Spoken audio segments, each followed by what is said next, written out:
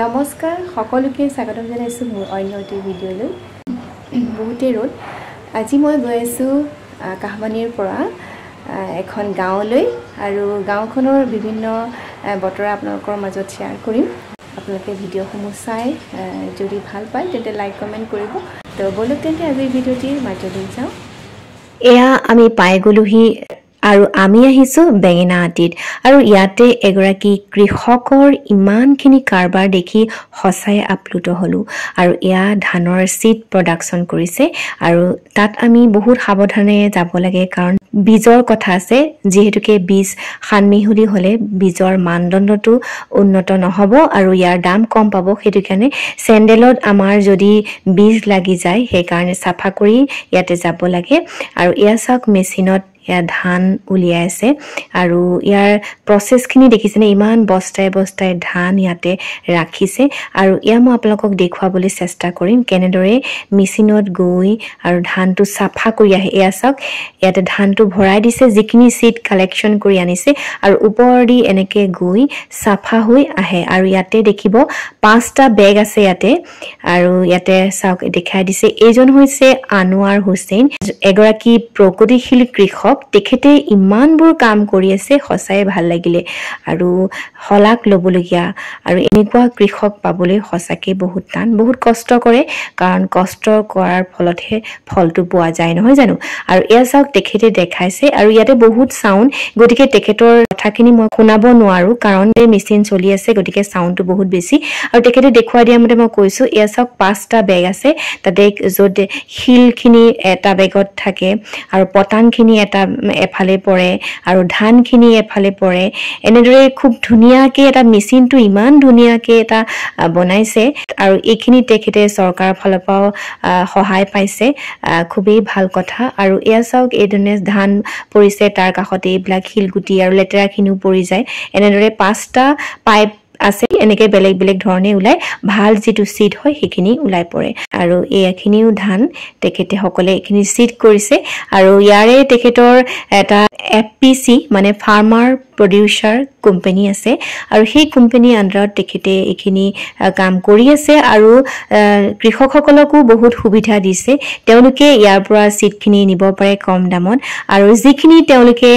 বীজ তৈয়াৰ কৰিব সেইখিনি বীজ তেওঁলোকে লৈ আহি ইয়াতে ৰাখিব আৰু বহুত দূৰ দূৰণিলে আৰু এই সিডখিনি তেওঁলোকে পঠিয়াই দিয়ে আৰু যিহেতুকে তেওঁ কৈছে যে আমাৰ বাহিৰৰ পৰা এইবিলাক সিড আহে খুব দাম ভৰি গতিকে তেওঁলোকে হোলসেলত খুব কম দামতে দিব পাৰে গতিকে হসাই ভাল কাম কৰি আছে আৰু এয়া চাওক তেখেতে ঘাহৰ খেতি কৰিছে এইখিনি চাওক ঘাহৰ খেতি কৰিছে আৰু ঘাহৰ খেতি কৰাৰ মেইন উদ্দেশ্য হৈছে তেখেতৰ গৰু আছে প্ৰায় 200টা গৰু আছে আৰু তেখেতে কোৱা মতে এতিয়া তেখেতে পাঞ্জাবৰ পৰা গৰু আনিবলৈ পঠিয়াইছে মানুহ গৰুখিনি মই দেখুৱাম আৰু এইখিনি যিখিনি খাদ্য তেখেতে আনিছে খুব দূৰৰ পৰা অৰুণাচলৰ পৰা তেখেতে এই খাদ্যখিনি লৈ আহিছে আৰু তেখেতে ভাবিছে যে এইখিনি এতিয়া তেওঁলোকে ইয়াতে বনাব খুব ধুনিয়া এটা গৰুৰ খাদ্য আৰু স্বাস্থ্যও ভালে থাকে গৰুৰ যি গাখীৰৰ প্ৰডাকশন ভালে থাকে গতিকে আহকচোন বলক মই তেখেতৰ গৰুৰ ফাৰ্মখন দেখুৱাও আৰু এই দানাখিনিত কি আছে কেনেকুৱা ধৰণৰ ইয়াৰ লাভ হয় হেখিনি এই কৃষকজনে কৈছে আহকচোন আমি শুনো আৰু তেখেতে কিমান ধুনিয়াকৈ এটা এফপিসি চলাই আছে আহকচোন শুনো তেখেতে কি নকয় আৰু এয়া যে আপুনি এত হৈছে এখিনি শুকাই যাব না না একদম ফ্ৰেশ হৈ থাকিব এইটো ফ্ৰেশ এইটো মানে হাৰাছৰা আছিল এইটো অলপ শুকাই গ'ল এইটো এই যে আপুনি এইটো মই দেখাই আছো সাইলেন্স নে গ্ৰাছ হয় সাইলেন্স এইটো এনেকুৱা কালি দিছিলে গৰু এইটো এনেকুৱা এইটো দুনিয়া এটা সুগন্ধি আছে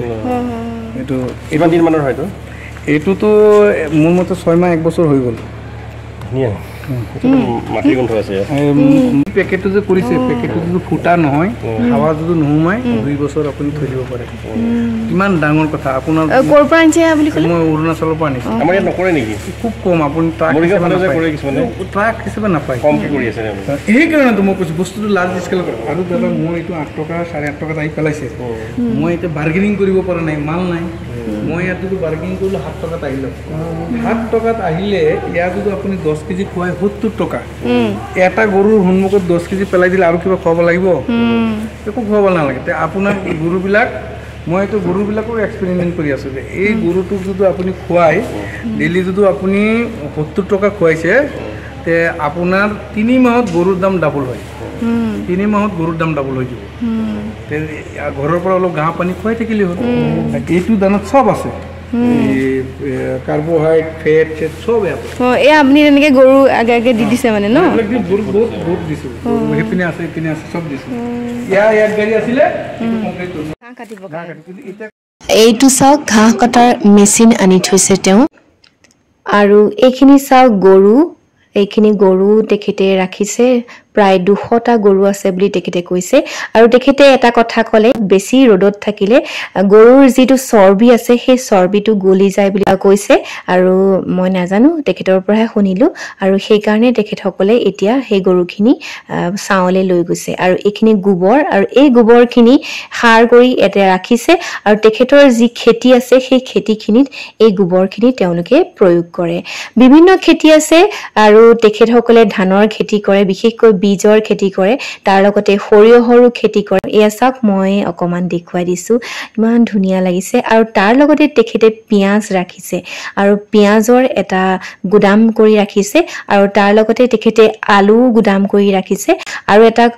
শীতল কক্ষ বনাম বুলি তেওঁলোকে ভাবি আছে আৰু সেইখিনি তেওঁলোকে কৰিব আৰু মই অকমান দেখুৱাই দিছো চাওকচোন কিমান ভাল লগা এটা পৰিবেশ মই সঁচাই আপ্লুত হল সদায় মানুহে কষ্ট কৰিব লাগে সদায় নিজৰ মাথা লগাই কাম কৰিব লাগে আৰু চাওকচোন এয়া পিয়াজ ৰাখিছে বহুত পিয়াজ এটা ৰাখিছে আৰু এইখিনি বাচিব তেওঁলোকে অকন বেয়াও হৈছে বহুত আৰু এইখিনি কেনেদৰে ৰাখিব তেওঁলোকে জানে বাৰু দুটা আছে গুদাম এনেকুৱা এইখিনি ৰাখিছে আৰু তাৰ পিছত আৰু এটা গুদামত তেওঁলোকে ৰাখিব আৰু আলুৰ যিটো কৰে বুলি কৈছো আলু খেতিখিনিও তেওঁলোকে কৰিছে এইটো চাগে নাচিকৰ পাতা আহিছে পাতা किमान আছে 35 टन ये जो फार्मर आप लोग के साथ ऑर्गेनाइज हो रहा है जो ऑर्गेनाइज हम चाहता हूँ यहाँ में अगर ये धान हाँ के हमको देना जरूरत नहीं है एक फार्मर को हम बोलेगा तुम हमको 20 टन धान दे दो अगर वही क्वालिटी धान वो निकाल देगा तो हम 30 रुपया दे देंगे अगर वो क्वालिटी वो दे सकता है তেওঁ কৃষকসকলৰ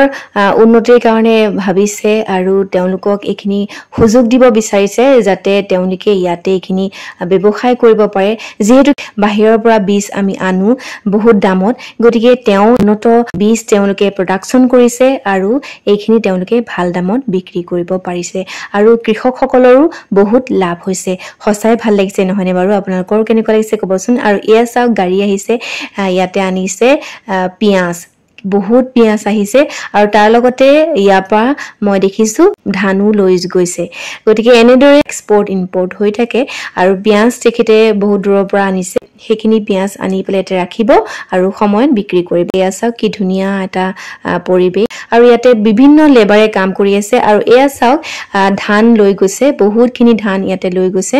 আৰু এয়া পিয়াজখিনি তেওঁলোকে বাহিৰৰ পৰা আনিছে ইয়াতে ৰাখিব আৰু বেছি দাম হলে তেওঁলোকে ইয়াত বিক্ৰী কৰিব এইটো এটা গুদাম পিয়াজ ৰখাৰ গুদাম বহুত কৰ্মচাৰী ইয়াতে আছে গতিকে ভাল লাগিল সেই কাৰণে আপোনালোকৰ মাজত শেয়াৰ কৰিলো আৰু এতিয়া আমি আহি পাই গলোহি আৰু আহি অকমান বহিছো ইয়াতে ৰেডিঅতে আহি লাইব্ৰেৰীত বহিছো আৰু এইখন ঠাই যত আমি গলো এয়া আছে বেঙিনাটিত আৰু আপোনালোকে যদি যাব বিচাৰে যাব পাৰে সঁচাই ভাল লাগিলে আৰু তেখেতৰ সৈতে কথা পাতিব আৰু যিসকল আগ্ৰহী কৃষক আছে তেওঁলোকে নিশ্চয় আগুৱাই যাব পাৰিব আৰু তেখেতৰ সৈতে যোগাযোগ কৰিব আৰু তেখেতে নিশ্চয় কিছুমান সুদিহা পৰামৰ্শ আপোনালোকক দিব তো আজিলৈ বিদায় লৈছো নমস্কাৰ